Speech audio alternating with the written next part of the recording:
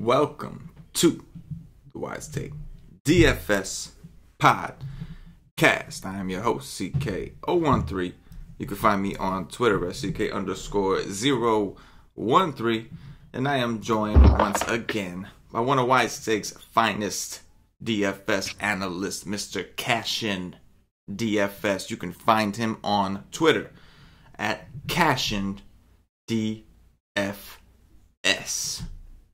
Cash, how was the weekend, brother? Good. Yeah. If we don't have to go to work, it's good. Yeah, man. I agree. I did something a little different, a little something that I don't really do much. I actually went to a club, man. We celebrated. It was like yeah, I think I saw that. Yeah, it was pretty cool. You know, you were telling Cam. I was telling Cam, this is how you get down. Like Cam always send us like he's in the club and he's with his boys, and it's like so there's like 1,000 people behind him. And he's butt to butt with somebody. Like there's just so many people around you, you know. I can't do that, man. I don't go to clubs. My wife and I don't do the club thing very much. Like, but when we do it, we got to do it with the bottle service, man. We have to. It's just I can't be just fighting through a crowd. Like people don't dance in clubs like that. They bop. That's all they do is bop. Because you can't dance. You got no room to dance. You just literally all you can do is go up and down. You know what I'm saying? I get claustrophobic. But it was a lot of fun, though. We went with a bunch of my close friends, celebrating some birthdays. It was a good time, man. Atlantic City. It was a little different club than in Wisconsin. maybe. Well, he's in Chicago now, though. Madison, Wisconsin. Oh, yeah, that's right. He's in Chi-Town now, though, man. No, but you're right, though. Yeah. But no, Cam was hammered, dude. Did you see the messages he was sending in Slack? He was just vibing out. He was just sending screenshots of whatever song he was into at the moment, and then sending it in the Slack chat. No, I didn't see that. Yo, he was so hammered. It was wasn't even that late, man. It was 7 o'clock. Dude. I think I seen him say he had 18 beers. I would 100% believe that. The man, he gets down, man. He's a young kid. He's at that age, but he can still do stuff like that, man. I drink once every literally once every year. You know what I'm saying? I really don't drink. I can't, man. I got too much shit to do. You know what I'm saying? He's good. He is, man. He's living a dream. He's living a dream. Just moved out to Chicago. He's doing it big. Going to medical school. I drink, but I sit in the comfort of my house, which he was last night, and I get. Oh, I know. I drink the bottle. Oh, yeah. I don't just drink a couple sips. I don't drink beer either. We've done many a show with CashinDFS sipping on his drink, as he refers it to. Some of the best shows, though, I gotta say. Some of the best shows. We got some of the best Cashin rants on shows where Cash was about 4 or 5 cups into his drink. Good times, but I'm with you, man. Me too. Whatever extracurricular activity I may partake in, I do it in the comfort of my home. That's what I do because I got shit to do tomorrow. I very rarely get to go out. It was a great time. Point being, it was a lot of fun, and it was pretty cool, man. It was a dude I went to high school with who became a professional boxer, and I didn't even realize he had a fight down there that day. I ran into him. I hadn't seen him in a while, and that was pretty cool. He happened to have won his fight that night, so it was a lot of fun, man. We had good things going on, man. Anyway, back to baseball. We got ourselves a 10-game MLB slate. And it looks kind of juicy. But then again, because I'm a degenerate, I think every slate looks kind of juicy. So we'll have to talk through this thing, Cash. And you're going to tell me if it's actually juicy. You good with that? I'm good. All right, let's do it. First up, we've got Homer Bailey of the Cincinnati Reds visiting Noah Syndergaard, better known as Thor, of my sorry New York Mets. Total here is 7.5. The Mets minus 170 at home. It is 89 degrees and 55% humidity. It was hot as hell today. I've been telling you it's been raining a lot up here. It was hot as hell today, and it looks like it's going to be hot as hell tomorrow. And I plan on mowing the lawn in the morning, so it's going to be a rough morning for me. What you got here, Cash? Hey, that's why you have kids. I had my kid mow my lawn today. I don't got no kids, man. You know how long it would take me at this point? That's why you have You know how long it would take me at this point to have a kid who's capable of mowing the lawn? I don't get that time. You know what I'm saying? I'm behind the ball, man. Anyway, talk to me about a game. You just depressed me. Hey, that's what you have them for. Well, first thing I got to say about this game is that it's a pretty messed up world when I think Homer Bailey is a better pitcher right now than Thor. It's also a messed up world where I always thought Thor was better than DeGrom, and oh boy, that is not the case anymore. I will say I'm not gonna pitch Thor because I just don't trust. Like, I'm not gonna pay 9-6. I'm not gonna start chasing that. If I start chasing it, I'm gonna be chasing it until he has a big game, and I'd rather watch the big game happen. And Homer Bailey, you know I'm playing that. I'm playing Homer Bailey until he explodes because I missed the last one. I was gonna be all the F in on that. We had the weather that and the day. weather screwed it up. And you came in late and said the weather's looking better. Mm-hmm. So I was like, okay, I'm gonna make one lineup, and that lineup was good, but it wasn't what it should have been. So Homer Bailey is better than he was before he went down. I don't think that he's the best ever, but it is the Mets. So I'm going to take a chance. He's 5-5. The only thing that sucks is people going to start figuring it out. But at the same time, it's still Homer Bailey. A lot of people won't click that name no matter what. Yeah, I completely agree, man. I don't like the fact that his prices come up. He's still 5'5". He's still cheap. But, like, he was in the 4s. That was nice having that. It was 4-2. Yes, it was a glorious thing. And against the Tigers, like in his last matchup, after what he did to the Cardinals, he was 4-2 against the Tigers. That was... Anyway, we talked about it, Cash. We talked about it when Homer Bailey first came back up. We said that he went down to the minors, got his ass kicked. He took some time off. He went to see some pitching coach. He corrected some things of his mechanics. And then when he came back, if you look at his minors game logs from when he came back, he was dominating. And it's the minors. We're not going to make a big deal.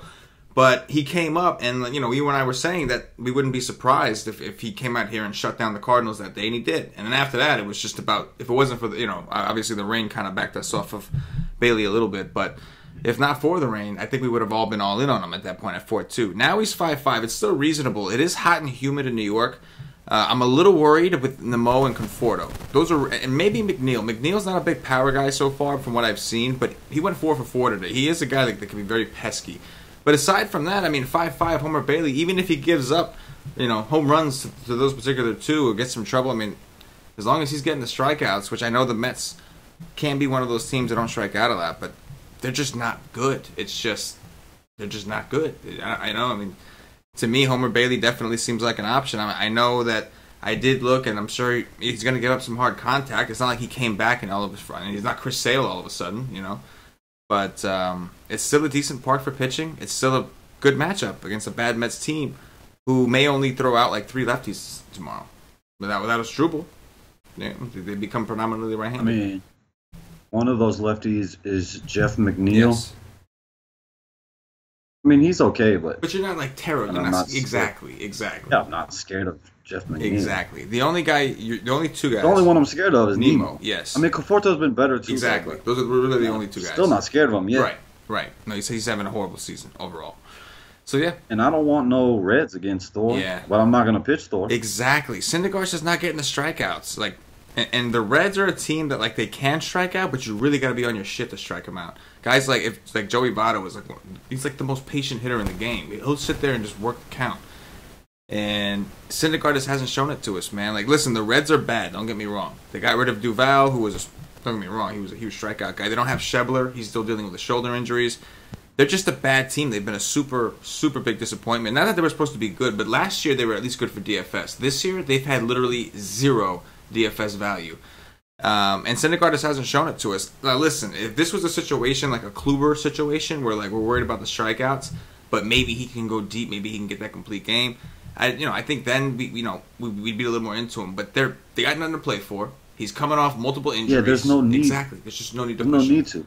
So I just don't see them letting him do that. Even if his pitch count is low, I just don't see them letting him go. He's got injuries. He's young. Yeah, they let him get to 91 last time, and I don't even think that they should be doing that. No, I completely agree with you. They're not playing for anything. So I'm with you, man. 9-6. If this was last year, of course, we'd be all over it. But this year, just can't. I'm with you, man. I really can't do it. I'd much rather pitch Homer Bailey at 5-5 and roll with that. As far as the DeGrom conversation, here's my reasoning of why I think DeGrom is better overall. The reason I think, and like I've said this since last year, I know DeGrom is older, I understand Syndergaard's young, all that stuff. But the reason DeGrom's good to me is because while he throws hard, it's not like an overwhelming, you know what I'm saying? Like he's just a good pitcher. It's those locations. Like, you can make that work. You can maintain that. If he drops over the years to like throwing 94, 93, yeah, he's not going to be as good, but he can still make that work. Syndergaard, when he gets a little older and something happens and he can't throw 100 miles an hour, 98 mile an hour sinker, he's going to lose that movement. And then I'm worried. He's going to have control. And that's all he does is throw it as hard as he can down the middle. That ball does its own thing. He throws it so hard, the ball just dances. It's one of the best sinkers in baseball. Right. That is for sure. But I believe one of the reasons is because he just throws it so hard that it moves that hard. So what happens when he can't throw? What happens when he's throwing like 94, 95? You know, then DeGrom is the third best pitcher in baseball, in my opinion. What do you got first? I'm assuming Chris Sale, Max Scherzer, Jacob DeGrom. Yes. I would agree with that. Yes. I would agree with that.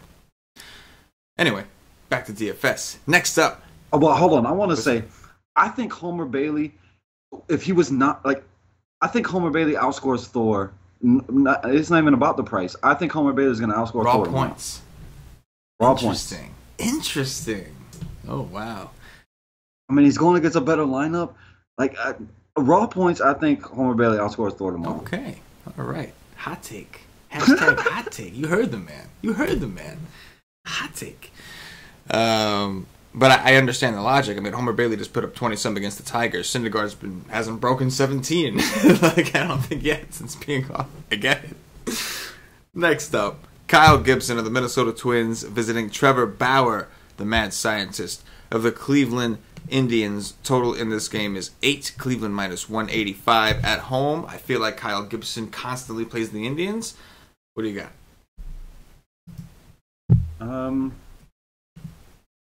I could not believe what these guys did to Bauer last game. His price came down $1,000. I hope that nobody wants to play him. And I'm not saying it's a great play because he has not been good against Minnesota this year. Like 23, and then the last game was a 14. I think he played him one other time. They have his number. But I will damn sure pitch him if I'm going to get him low owned, especially with a price decrease. The dude is the longest leash in baseball, that's for sure. And you want to talk about my rank, I probably have Bauer number 5 in all of baseball. Love that kid. And Kyle Gibson is the same. He's been really good against Cleveland. I'm going to stay away from any bat in this game. Probably won't go to Kyle Gibson because I just don't trust it, but maybe you could. I just don't want to pay 8-6 against this great lineup, and it's even better with Leonis Martin down there at the bottom. And he's going to get pitches, too. That's why he's hitting home runs right now, because anybody that's in front of a great hitter like Lindor, they are going to pitch to you. So I love him in the 9 hole. I don't want to pick on these pitchers, though. That's for sure. I want Bauer low ownership. Yeah, no, I'm with you, man. I know E5 has great BVP. You're going to see a bunch of these guys. I've seen him. He's just a different pitcher this year. I'm talking about Kyle Gibson I'm talking about.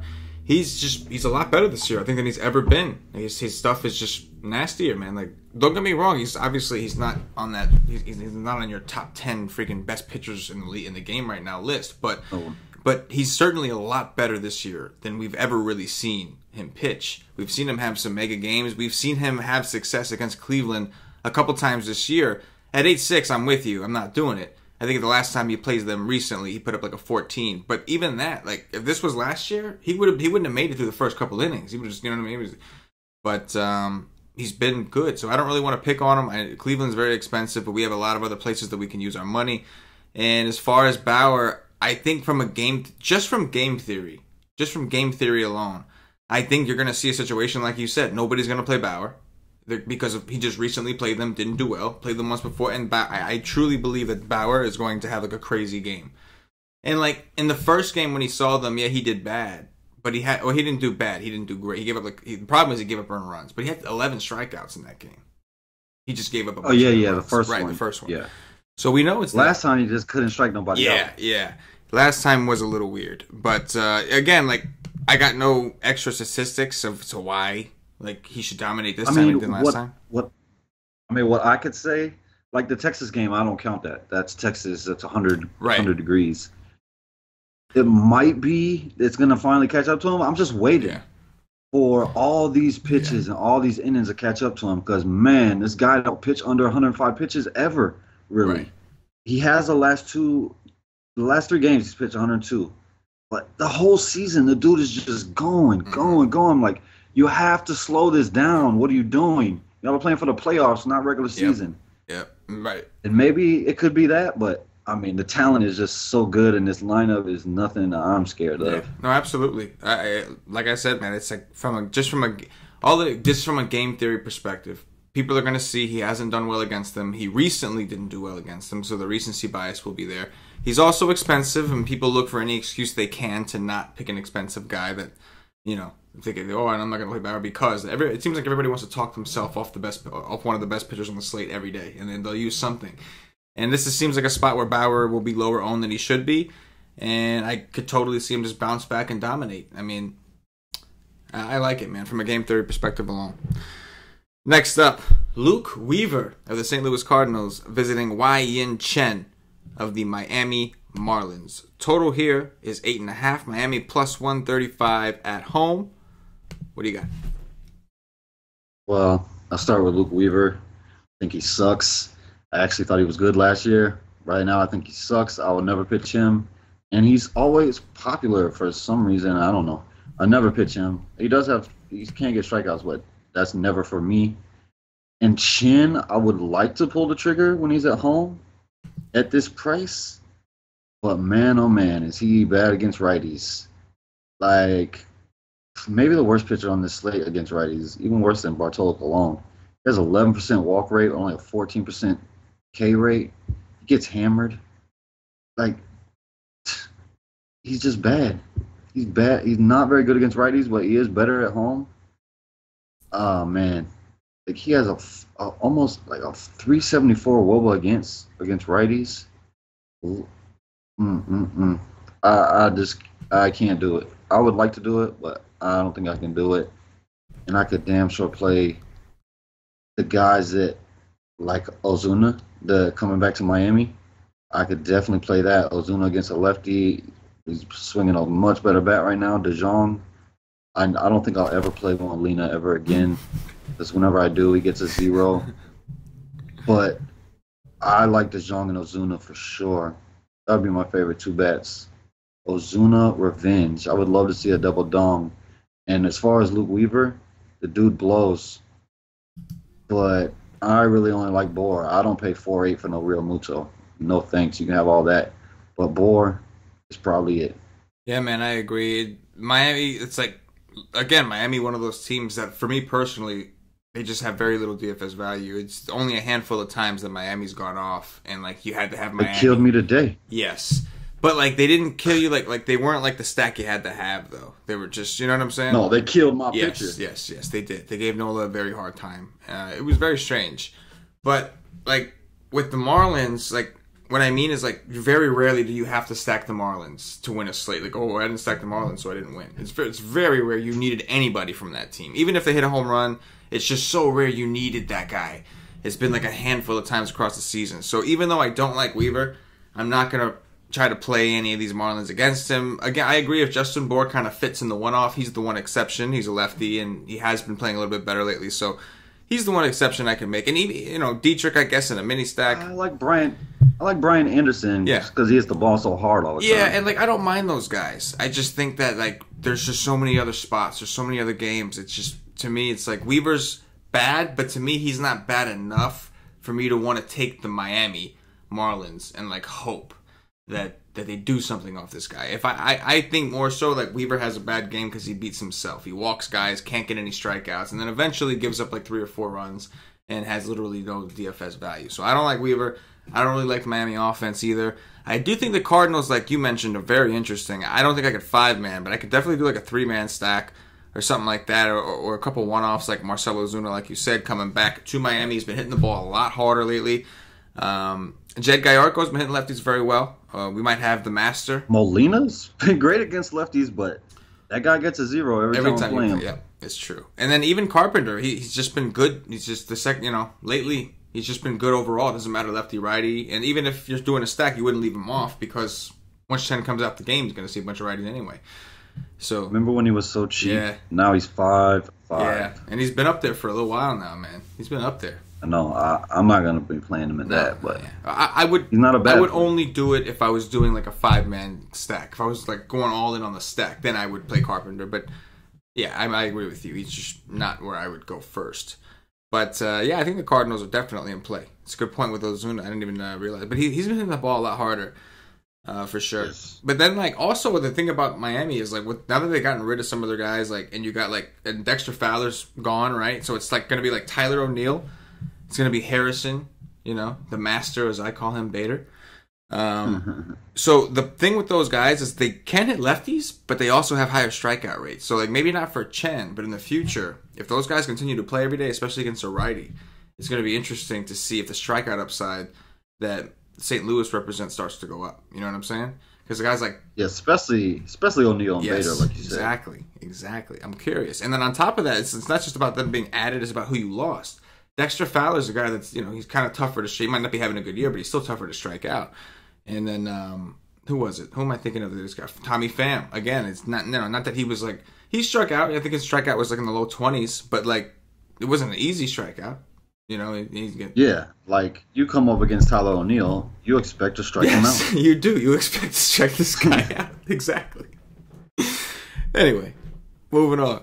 Wade LeBlanc, the lefty from the Seattle Mariners, visiting Martin Perez, the lefty from the Texas Rangers. I understand Bartolo Colon was originally scheduled to pitch. It does look like Perez is actually going to be taking the hill. 10.5 is the total. Texas plus 106 at home. I have a feeling there's going to be a hitter in this game. At least one hitter in this game on the Seattle side that Cash is going to love. What you got here, man? You're damn right. Oh, man. Wade LeBlanc. He's a lefty against Texas, but it's 100 degrees. I hate this park. I think I seen a tweet that I forget who tweeted it, but that game the other day, was it Friday night or Saturday night when there was like 3-1? It was the lowest scoring game in Texas all year. Wow. 3-1. So 4 runs, the lowest scoring game in this ballpark all year. That was wild when I seen that. I was like, what? You gotta be kidding me. You ain't never having a 1 or 2-0 game. So 3-1 is the lowest. It makes you feel like you need to have exposure to this game every day. Exactly, especially when they're going for 15 runs every night over the last week. This game blows cores. Like this stadium has been blowing cores out of the water. Not even close. Like just destroying it in terms of runs. Yep. I mean, Joey Gallo is super hot. So is Odor. I mean, oh my God. Gallo might not play. I don't know. I mean, he should, as hot as he is. What I could say is I really like Chirinos.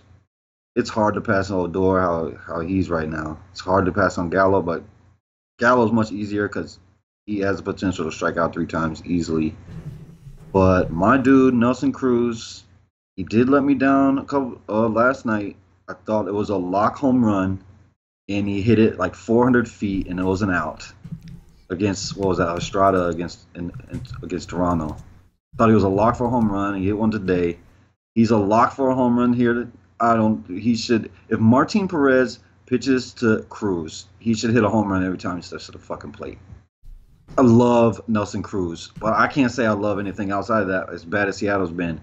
If Seattle's going to be low owned because they've been so bad, I could go there with Haniger, Segura, and Cruz, even Kyle Seager. Kyle Seager hits bombs off lefties plenty. But, man, this team has been really bad. Really bad. Yeah, they've been awful. Like, don't get me wrong, I think we all kind of figured that their run up top wasn't going to last very long. And, like, it's, they've just been terrible. I just don't see how they finish anywhere near what they were looking to finish like at one point. But Martin Perez is one of those guys that he never gets blown up as bad as you think he will. His numbers all look terrible. And he just never really, he's just James Shields, all these guys that just, for some reason, they keep it on the ground. Keep it on the ground. They keep the hitters off balance.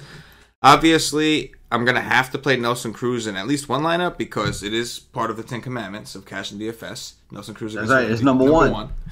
Number one. Nelson Cruz against the lefty. This is no exception. This is, if anything, it's like a. I mean, you have to. It's in Arlington at that, and you just mentioned that the lowest.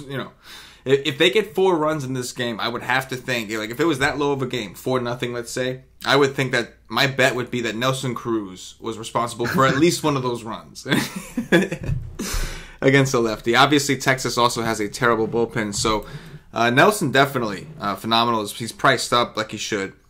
The rest of the guys, I agree. I don't know how high on they're actually going to be. Maybe like a Mitch Haniger will get some ownership, but I think like guys like Healy, even Cameron Maben, or like you said, Kyle Seager, who people don't like to play lefty on lefty. Like I think those are the guys that are going to be relatively low owned that have a lot of upside here and are interesting. But I would imagine that there shouldn't be an overwhelming amount of ownership because we also have cores on this slate.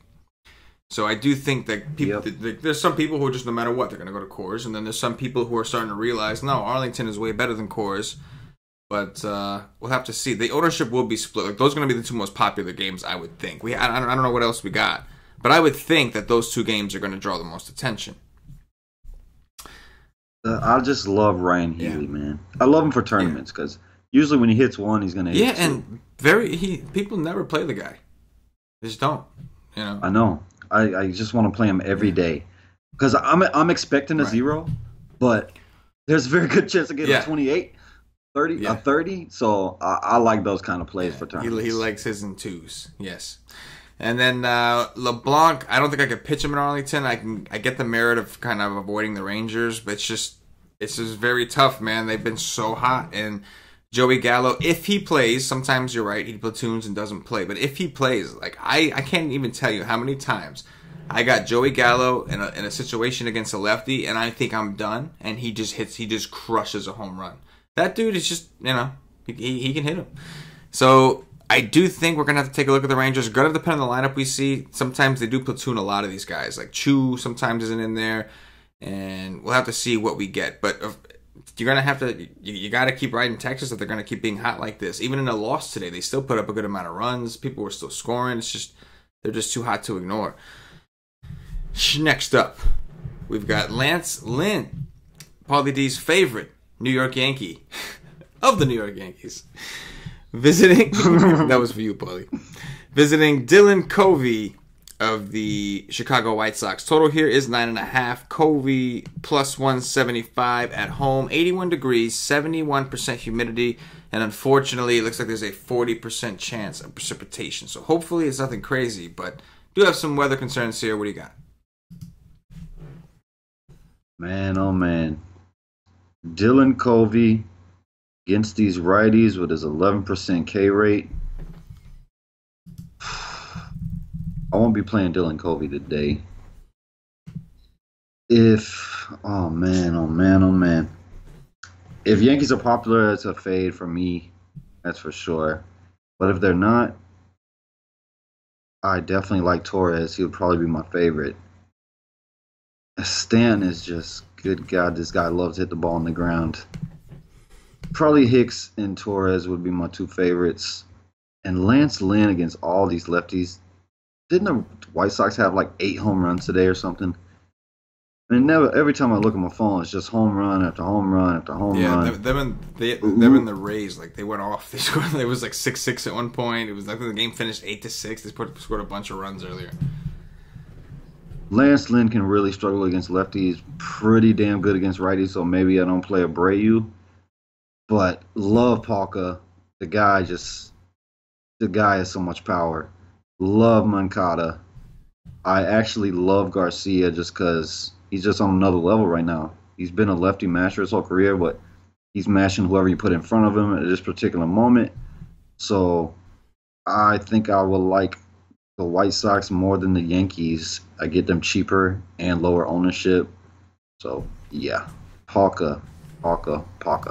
I would imagine that Lance Lynn is going to be somewhat popular. He's 7-1. He's reasonably priced. He's playing the White Sox. People like to take pictures against the White Sox. Yo, you know what? You want to hear some bullshit? You probably already know this. 5 lefties. You want to hear some bullshit? What? Remember the Chirinos debacle? We played Yoni Chirinos, and he never came in. I know. And he came in the next day and was striking everybody out. Oh yeah, believe me, I know. That was dirty. I had that beautiful 0 in my lineup. That was dirty, man. I will not forgive that beat writer for that. That was dirty. Yeah, man. I don't know, man. It's tough. Like it's tough to play him. I know. Because it was like he's gonna play. Okay, perfect. I'm gonna get him at low ownership. I mean, he was higher on. He's higher on than I should have. They should have been.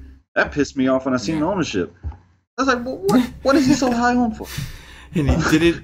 I was expecting very low. Didn't even play. That was just. It was just 0. Man. Oh yeah, I was. Oh yeah. Yeah, that was. I was mad. I was very upset. There are some people who will never be forgiven for that. Beat writers, DraftKings news writers. I'm pretty sure the manager. I mean, didn't the manager tell the beat writer this? Yes. And then, I'm obviously kidding. If the manager tells the beat writer he's just doing his job, he's just gonna tell you what he heard. The manager thinks he's like some super genius. With doing his bullpen, he thinks he's some super genius. He's playing the game, I forgot who said it. Somebody told me that. I think somebody in the Slack was saying they described it as he likes to play chess. He's doesn't want to give his hand away. He's a douche, is what he is. That's really the guy that I cannot forgive. I was so happy they lost that game. I was so happy. I was like, you deserve to lose for this. Anyway, going back to Lance Lynn, I think Lance Lynn will generate some ownership unless the rain scares people off. So that's just one thing I'm going to note. I think Lance Lynn is interesting at 7-1. I do think these White Sox are going to give him a lot more trouble than people think. But because he's 7-1, he doesn't need a ton. If he goes out there and gets you like a 15 or a 16, he's not going to kill you. So I feel like he's a relatively safe play. I do have interest in the Yankee bats. I don't like the prices, don't get me wrong. But Chicago has one of the worst bullpens in the game right now. And this is still a small park. The problem is the Yankees do kind of struggle on the road. And they haven't looked good. They looked very out of sync. We saw ever since that Gary Sanchez did the lazy thing and cost his team the game. I feel like I've seen some of the other Yankees become a little bit more lackadaisical and maybe not, with their head not in the game all the way. Gleyber Torres. But I do like him against Dylan Covey. Covey's the guy that's going to throw a lot of sinkers. The Yankees in general hit the sinkers well. I know that Stanton, Didi, Hicks, I think Gleyber Torres especially has done really, really well against the sinker. I do like Andujar. I think the Yankees are definitely a viable option. And I think you can stack the White Sox at low ownership, and their prices are fine. But I think the Yankees have more upside at that price because of the bullpens. Obviously, once the Yankee bullpen comes in, depending on which guys we see, but we know that the Yankees have a pretty strong bullpen, so things could get pretty ugly after that. While as the Yankees, once the bullpen comes in, there really is nobody better coming out of that bullpen better than Dylan Covey. I mean, Dylan Covey is not good, but there's nobody better coming in there behind him. You know what I'm saying? If Lance Lynn gets through 5-6 innings clean, like you stack the White Sox, you just move on to the next day because it's over. They need to get to Lynn. I mean, it gotta get to him. But like the dude walks, he has a 14.6% walk rate against lefties and a 14.1% K rate. He's not good against lefties, so if I'm playing them, I'm playing the lefties and hope they get to him, and then you get the not so good bullpen. No, that's true. If they get to him early, they'll get the long reliever guys. They have a chance. One other guy that I think you can definitely play aside from Palka, Avi Garcia. I know he's a righty, but he seems to be doing his thing again. I know I think he hit 2 home runs again today. That dude is just freak mode. Yeah. Anybody you put in front of him, he's hitting. It doesn't matter if they're righty or lefty. He's wild. Matter. Next up, Cole Hamels, the lefty from the Chicago Cubs, visiting Jake Junis of the Kansas City Royals. Total here is 9. Kansas City plus 175 at home. 89 degrees, 44% humidity in Kansas City. What are you doing here? Well, I'm not going to be pitching Cole Hamels. You got that game. Yes. Right? Against the Pirates? Yeah, I didn't get that. So I'm not going there. I don't think he's a bad play at all. I mean, he's playing the Royals and he's a good play, but I'm going to pass and hope and pray he doesn't do what he did last time and hope he's very popular. It's just I don't really want nothing against him. Whit Merrifield, maybe, but I'm not going to pay $4.9 for Whit Merrifield. And if he's chalk and I'm fading him, I like to play a bat against him. for leverage because you need somebody to do something to the chalk pitcher. If they don't, then that means the chalk pitcher's having a good game and you're screwed either way. Like, you got to play. If you're going against an uber chalk pitcher, I mean, I don't know if Cole Hamels is going to be the chalkiest pitcher on the slate. I doubt it.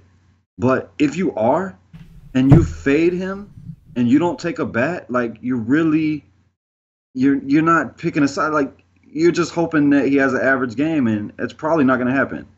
He's probably going to have a very good game, or one of your bats or some of the bats get to him. So, I mean, that's the way I play it.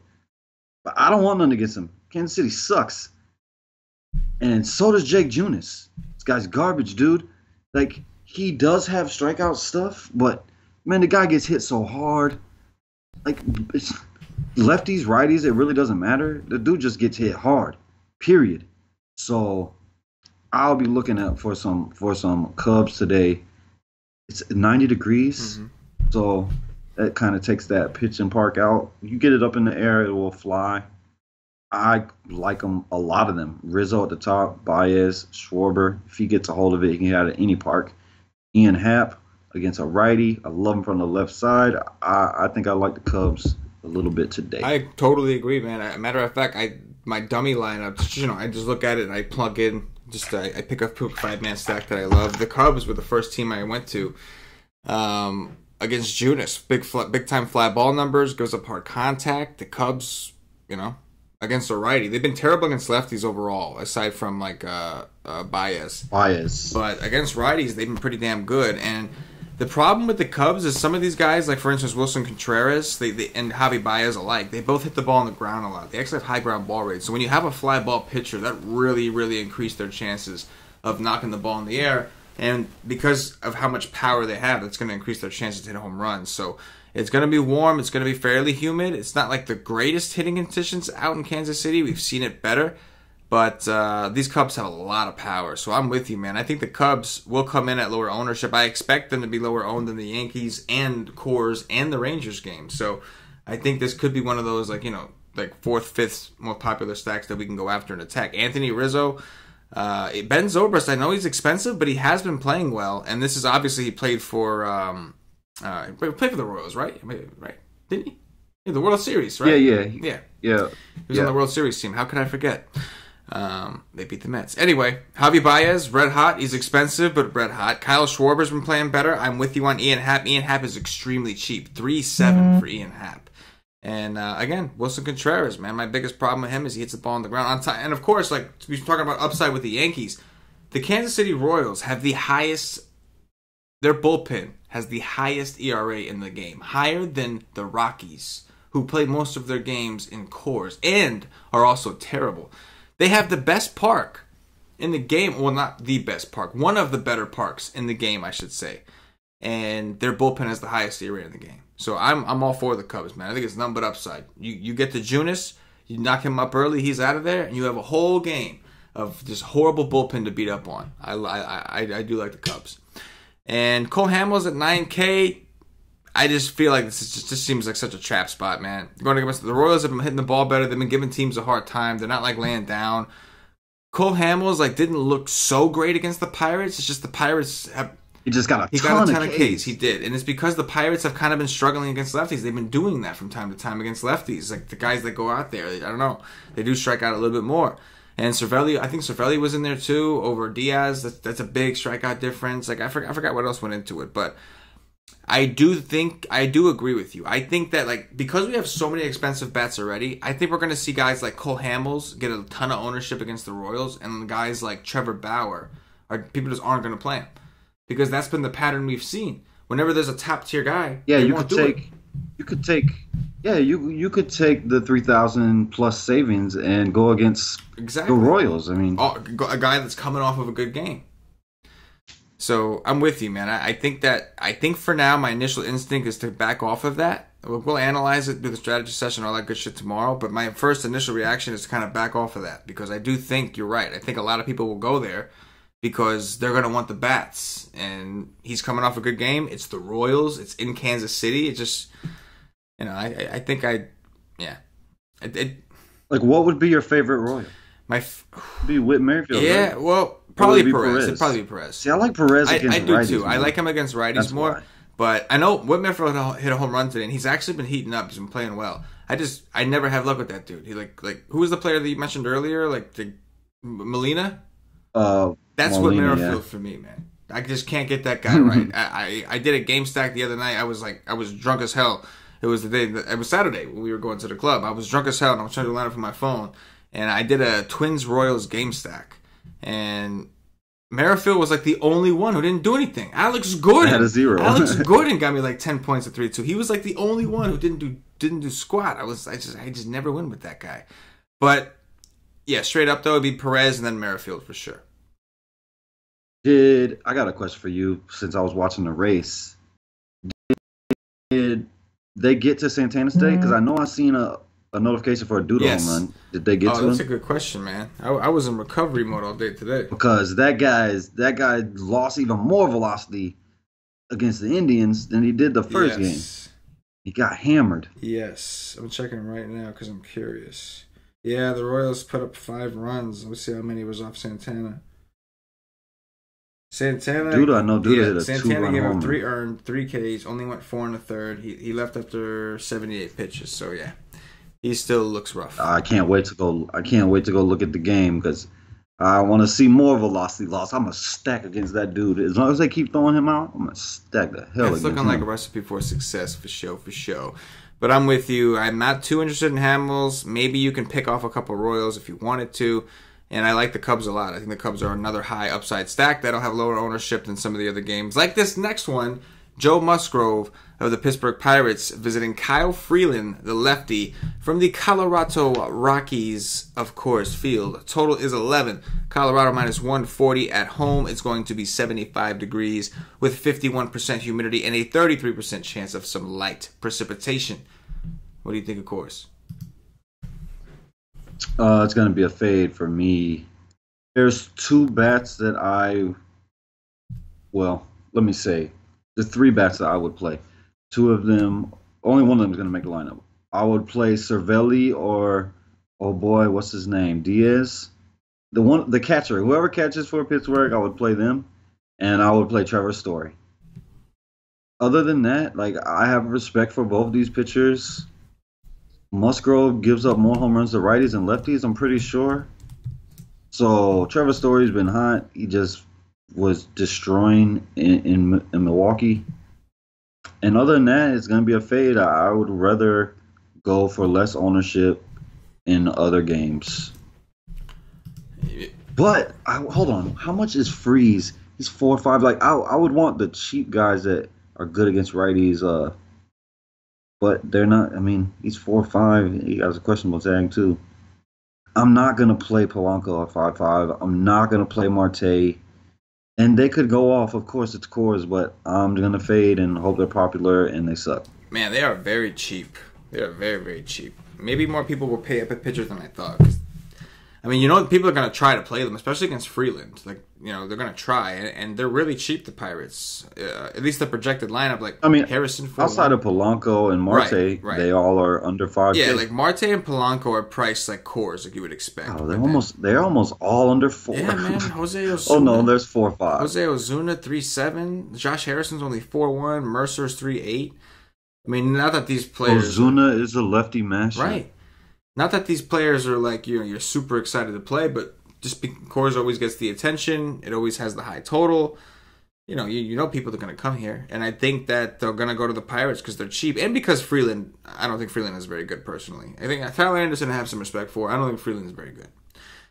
But in cash, you can go to it in cash, but in tournaments, you play Ozuna at 3.7 in cash. Yeah. You Mercer 3.8. You get that in. Your Coors exposure. But I agree. Overall, I just don't think we have to go there. It's Coors too. It's been so rare. Even when the Rockies do well, it's just so rare that you needed a stack of Coors to win a slate. It's been so rare. They're so expensive that one home run just doesn't do it enough. If Arenado hits one home run, that's not enough. You know what I mean? Exactly. You hope to that one guy just go triple dong like Pierce, get a 50. Yeah. So and you just play the one. That's it. You just play like Trevor Story, for instance, like you said, who's been red hot. He's only 4.9. I don't think this is the best matchup for him. I know Musgrove throws a lot of different pitches, works in some cutters, things like that. But he's just been so hot, and he's got double dong upside. Nolan Arenado, I agree. If you're going to play a Rocky, you pick the one that you think has the double dong upside tonight. Whether Blackman, Arenado, Story, maybe Gonzalez, you pick one. You know, I would rather pitch Musgrove than play Colorado.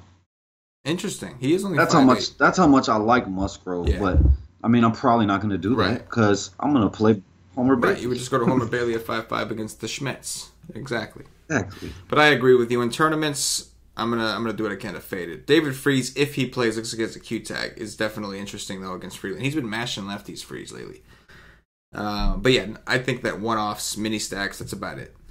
Next up, Jake Arrieta of the Philadelphia Phillies visiting Zach Godley of the Arizona Diamondbacks. Total is 8.5. Godley minus 129 at home. It'll be 110 degrees, so they'll probably close the roof. What do you got? Godley. This guy. I despise this guy. I love this guy so much. Now I despise this guy. He just went off his chalk. That was just an easy fade for me. And dude went ballistic. Damn you. I hate this guy. He sucks. Well, he doesn't suck. He's good, but you never know when he's going to suck. He could come out and just absolutely suck. Can't throw a strike for nothing. You never know what it's going to be. I'm not going to play him. I'll tell you that. There's a lot of lefties over here. I'm not going to play Godley. I don't think he's a terrible play because he could be very good, but I'm not playing him. I never in my life will ever play Jake Arrieta. No, never. Peralta, Pollock. I love that they got Escobar. Escobar makes their lineup look so much more beautiful. Mm-hmm. Goldie, Peralta, Pollock, Escobar, and even maybe Descalso. But it's never fun stacking against Arrieta. But if you're going to play it, I would just stack it. I'm not trying to catch a one-off against Arrieta. I'm just going to stack it and hope he sucks. And Zach Godley, it's pretty much the same thing. I'll just stack these lefties and Rice. My favorite player, Rice. I love Rice. I would start with Rice, though, and go down. Yeah. Cesar Hernandez, probably not for me. Yeah, man. Godley's interesting. He's another one that should be fairly popular. He was 35% owned against the Rangers and dominated, so I would assume that a lot of people that had success playing him are going to try to go back against the Phillies. Like, Cole Hamels or Godley more popular? I mean, this is a way better offense. I would have to side with Hamels just because of that. Because it's the Royals. It's a better park over there. I know that this park has been pretty good this year with the humidor, but the Royals park is like, come on, like it's notorious for being huge. So, yeah, I would think Hamels is a little higher, but I think Godley's like right under there. I don't think too many people are going to play them together necessarily. Maybe they will, but I think a lot of people will have one or the other. I think that'll be a common build. Got a $1,500 price jump. Yeah. Yes. And the thing about the Phillies, like beginning of the year, I was like the chairman of the club of taking right-handed pitchers against the Phillies. They were striking out a ton, go after them. But with like Asdrubal Cabrera in there, I know it's just one person, but it does make a difference. Like they don't strike out as much. You really, really got to work to strike him out. Asdrubal Cabrera is not a big strikeout guy to righties. Maybe against lefties a little bit more, but against righties, that dude don't strike out much, man. He puts the bat on the ball. It's one of the reasons he was having such a good year this year. So I don't really want to pick on the Phillies. I just don't really have a desire to. Godley is interesting, but with the price update, like you said, and all that kind of stuff, like, you know, I don't know. I don't love it. I just don't love it. And Arrieta, I'm with you. Like, I wouldn't play a one-off or even a mini stack of Arizona because Arrieta, a lot of the time, either he goes out there and he does well, not from a DFS standpoint, he doesn't get strikeouts, but he does well in shutting down an offense in real baseball, or he just completely gets blown off and his sinker's not working and everybody's just smashing it. So I agree with you. I think it's stack it or leave it with the Arizona Diamondbacks. At the same time, with Godley, I just don't really want to pick on Godley either. So there's not much from this game. I think the only thing I would play is a stack of the D-backs, or I would just stay away from this game completely. Next up, we've got Matt Boyd, the lefty from the Detroit Tigers, visiting, I think it's Nick Trapiano of the... Yeah, that's what I see. Yeah, I think it's Trapiano of the Los Angeles Angels. Total is not up. Line is not up. 88 degrees, 33% humidity. That's actually really, holy shit. It's been like 90 degrees in Anaheim. It's not that humid, but still, it's been 90 degrees. It's going to be pretty hot out there. What do you got? I don't know, man. Matt Boyd is really getting on my last nerve.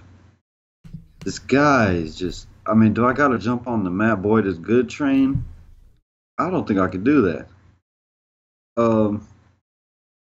It's a great matchup for him, especially if Trout is out again. A lefty against his team. His team is not good against lefties. Albert Pujols is just terrible against lefties. Justin Upton is having maybe the worst year of his career. Mike Trout misses, then Calhoun is super hot. He's against a lefty, so it's not as good for him. Ohtani won't be in the lineup. It's just, it looks, if Trout is out, the lineup just looks scrumptious. Like, I just want to eat it. But Matt Boyd's, like, oh, God. He's been great. He's been very good. I just don't think he's good. I don't think he's good. He's been good, though. So, I mean, I got to give him I got to say he's in play for sure. I doubt if I make it there. And Tropiano, this guy, he was doing so well against Tampa. I was seeing all these people saying, oh, he's shutting him down. He's making stupid. And then, bam, over. But he has a righty against Detroit, so I'd say he's in play as well. Probably not for me either, though. Yeah, I agree. I think Trop is another one who will gain some traction. He's cheap. He's going up against the Tigers. He's at home in this good ballpark.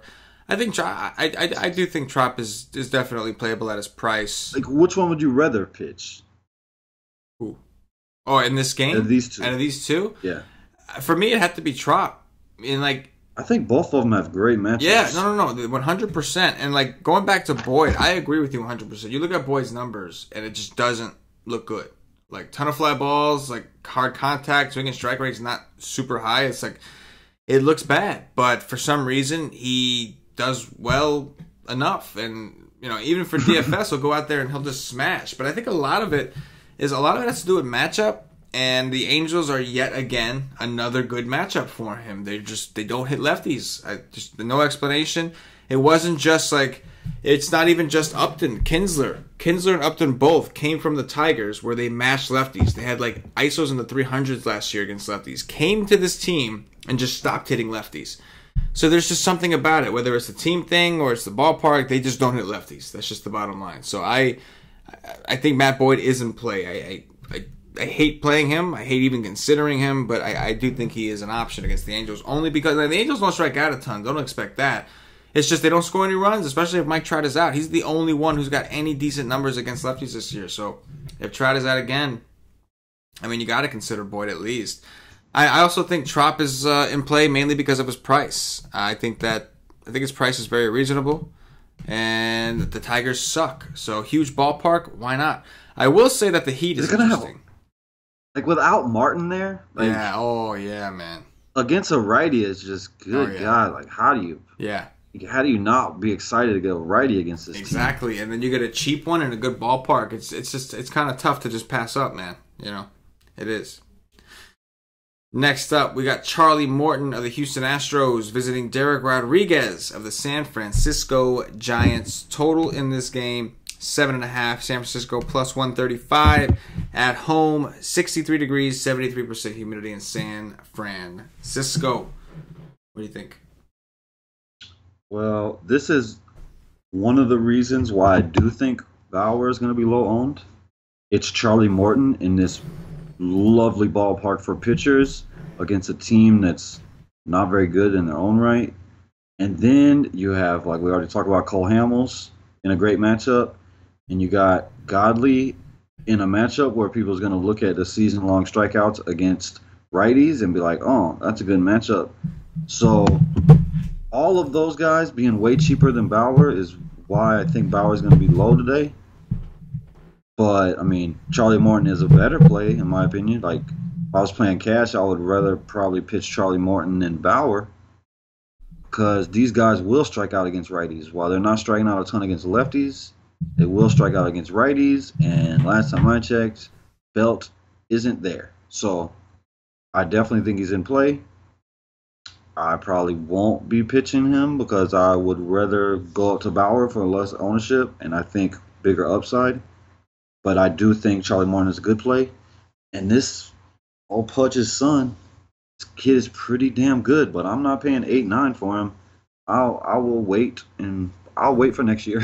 I'm not gonna pay 8-9 for the kid, but I do think he's decent. And I think didn't old boy get hurt today?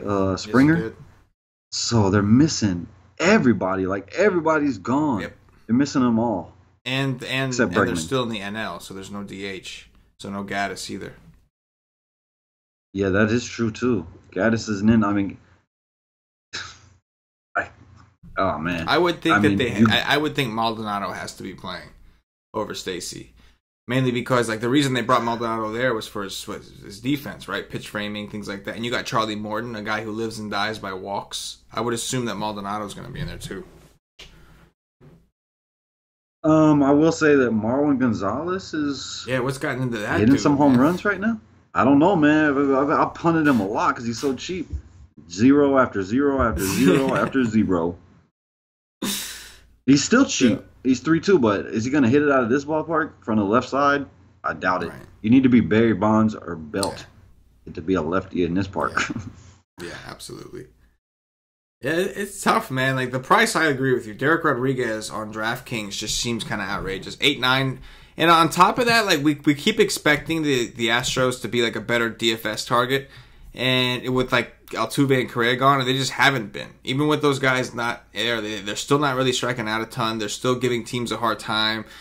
So paying that kind of price for Rodriguez just feels wrong. I mean, I do think he'll be very low owned because I think a lot of people will agree with us there. But, I mean, it's a great park, but strikeouts are king, and I think that we have other strikeouts in other places that are better. I think his ownership, and out of his price, like Derek Rodriguez, Cole Hamels, and Zach Godley, he'll be the lowest owned by far, like without question, of guys like in that range.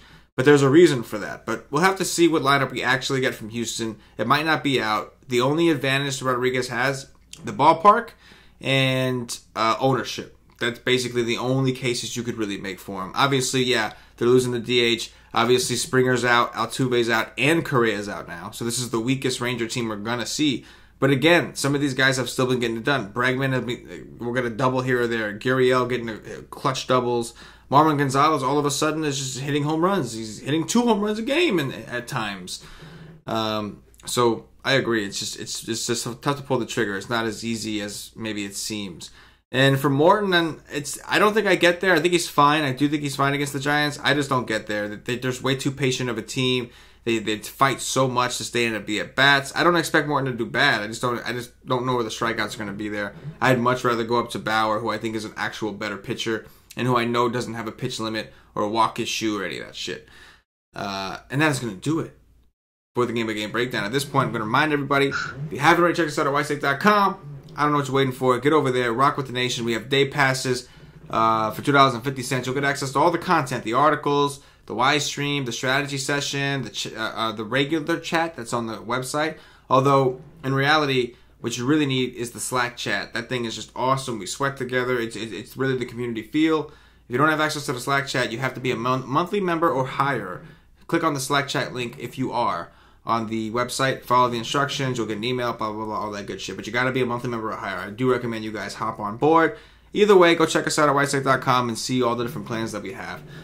Try us out at the very least. The content alone is, you'll love it. Anyway, Cash, time for some top threes, man. Who are your top 3 pitchers so far in your first look? I want to say one thing. It's 63 degrees in San Francisco, so if you're going to hit a home run there tomorrow, you better really get a hold of that baseball. Yeah. Homer Bailey's number 1. Number 1, Homer Bailey. Number 2 is Trevor Bauer. And good God Almighty, I can't believe this is going to come out of my mouth. But I'm going to say number 3 is Matt Boyd. And I guarantee you, Matt Boyd's going to have a bad game tomorrow because he was just in my top 3 when I don't like him at all. I'll go with the other side of that game. I'll take Nick Trapiano. I totally understand the Matt Boyd call. I do like Homer Bailey. It's hard not to. 5-5, we're going to want the money for bats. And then I agreed, man. Trevor Bauer. I think from a game theory perspective, I really do think his ownership is going to be way too low. And I understand he hasn't done all that well against Minnesota, but you know he's capable of it. Like, he's pitching on another level this year. He's a guy that they will let throw 126 pitches if they have to, if he feels like it. I'm with you. I do like the Indians a lot in this spot. All right, at this time we're gonna do some top 3 stacks. That's what I thought I was gonna skip to the Dong Watch, but I almost forgot the stacks. I've been really botching this portion of the show lately, man. Top 3 stacks. What do you got? Chicago Cubs. Yes. Number 1. Yes. There's not a lot of I don't like a lot of stacks today outside of that. I will say I don't want to stack Seattle, even though that's probably the option. I'm going to go off the board here. I'm going to say the White Sox. The White Sox. Lefties. And I'm going to say Arizona because, damn, I love that lineup. Yeah. I'll go with the Cubs. I'll go with the New York Yankees, and I'll go with Seattle. As far as like stacks, those are really the only teams right now. I guess you could make a case for the Cardinals, but not a great ball. I can make a case for Miami. Yeah. Even though, like, I don't expect it to be by the home run, which is what I want, but they could get a lot of hits against Lou Weaver. Lou Weaver's garbage. He is garbage. Yes, this is truisms. Dong Watch Cash. Who's hitting the home run tomorrow? Daniel Palka. I'm gonna go with the commandment play, Nelson Cruz. Man, really. Damn right. You go. Damn right. I like that.